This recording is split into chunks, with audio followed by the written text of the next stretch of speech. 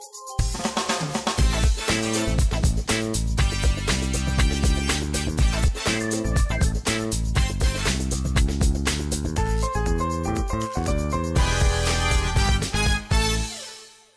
here with Marisa Russo from Forensic Healing, who has an incredible story and really helps women all over the world with her gifts of healing. Hi Marisa. Hi Julie, thanks for having me. Can you tell us a little bit about how you started Forensic Healing?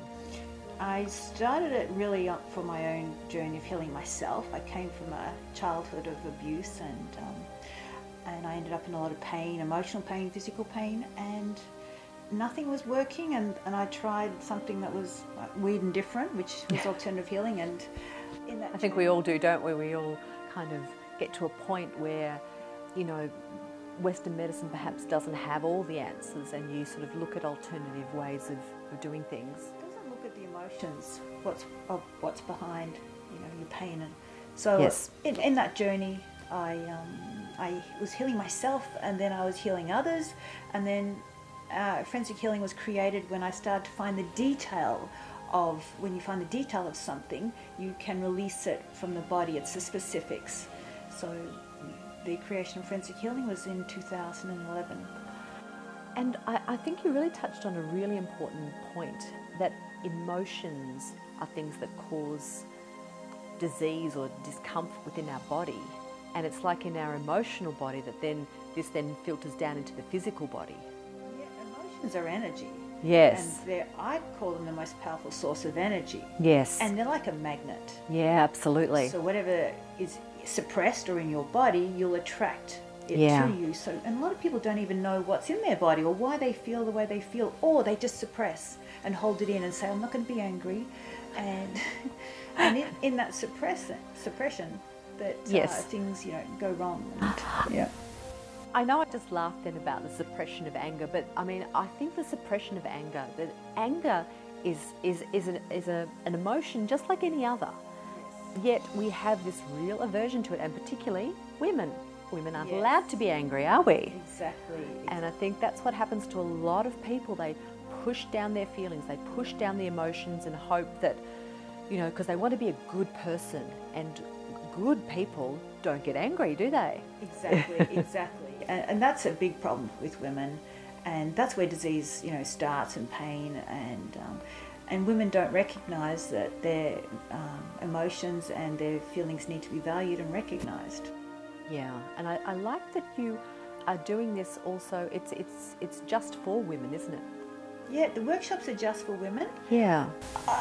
I created it that way because I feel that women have been the underdog. They've not been valued, they've not lived their full potential or their passions, and they're the feminine energy. They're the ones with emotions, and they care. And when we elevate women, it brings equality in the world, and it will bring more nurturing, and they become leaders, and they make better decisions and good decisions. So I feel that that's the way to heal the planet, so we can be kinder to the animals, children in general. Yeah. I think we were talking about the goddess energy a couple of episodes ago, and it's not so much about that men don't have emotions. Of course they do, but it's just that we're in a masculine kind of energy world society, if you like, where those types of emotions and I guess you know, aggression, competitiveness, activity, action, all of those things have a greater value put on them. Yeah. So the feminine values aren't as... They're not recognised or valued.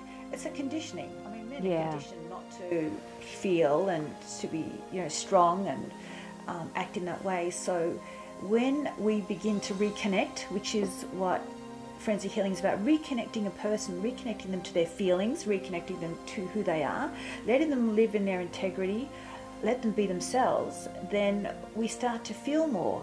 And we are really one, because we recognise that what we do to someone else, we actually do to ourselves, because then we start feeling, and we feel other people's pain and suffering, so we don't want to be, you know, unkind. We try and heal and help, as opposed to compete. Exactly. Now, on your website, I know you've got a couple of great things that people can look at. Yes. we have a free forensic healing startup course, which is the basics of forensic healing, and it will show how you create your patterns in your life. Sometimes we have patterns of judgment or sacrifice. It's something we keep doing in our lifetime. Yes. We learn in childhood. Right, because childhood's very important, isn't it? Yeah. Well, we come into this life with a clean slate, and then we view life, start to view life, and whatever we're taught, i.e. parents might say, money doesn't grow on trees, or we can't afford this. You grow up thinking there's not enough money, and therefore your adult life becomes scarce of money, and you struggle in that way. So whatever we're taught in childhood is the patterns we learn in life, and those, and then once you identify them, you Yes. can release them. Because sometimes we don't even know what we're doing, or what Yeah. we're thinking, or what our beliefs are. Exactly, and it's really sort of pinpointing that helps people to recognise how they can then move forward. Yeah. So, what is in this little startup course that can help people? So it'll identify some patterns and some beliefs that you might have. Right. It'll identify your predominant belief and your predominant pattern that you keep doing, and that alone is very powerful. Really important, yeah. Because you can see that if it's, let's say it was the judgment pattern, which is where you don't love yourself. So in your head, you're always critical, and you don't have a lot of self-worth, and that stops you from being who you are. It stops you from progressing. So you start to recognize those patterns and say to yourself, I choose to love myself. Or you say if you feel judged, thank you for reminding me to love myself. And then there's some healing techniques to remove the patterns and so forth in your body. So what kind of healing techniques do you use? Well, in the full system, we have Yes. 90 plus healing pathways. Wow. So an assortment. Okay. And it's based on the Kabbalah, it's based on energy healing, it's based on NLP, which is neuro-linguistic programming. So there's an assortment, an array of healing modalities in that, and healing pathways. And in the startup course, there's some basic energy healings using chakras and words Right. and NLP. And then if somebody wants to then come and see you, you've got workshops, and you've also got, I guess, one-on-one sessions that you do with people.